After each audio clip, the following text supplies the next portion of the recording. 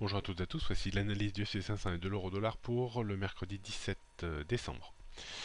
Le SP500 a touché le niveau qu'on avait fixé de baisse vers 1965 points.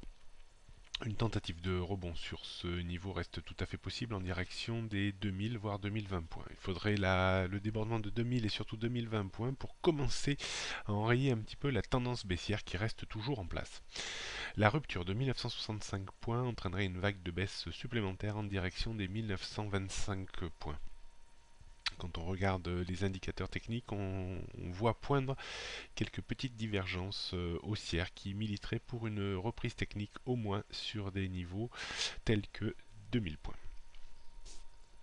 Donc grosse résistance à 2000-2020 avant 2050 et 2070 points, support 1965 points avant 1925 points, la tendance reste toujours baissière. À très court terme, en dessous des 2040 points, on a baissé de 10 points ce niveau par rapport à hier. Du côté de l'euro-dollar a tenté un débordement de 1,25 et a tenté de se rapprocher de 1,26 mais sans réel succès.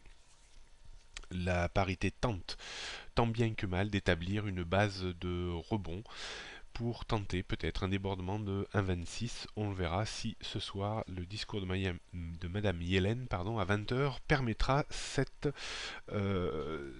scénario. Une rupture de 1,2350-60 serait préjudiciable et ramènerait la parité vers les points bas annuels vers 1,2250. On surveillera donc ce soir deux bornes précises, 1,26 et 1,2360. Le discours de 20h est tout à fait capable d'entraîner la rupture de l'une de ces deux bornes.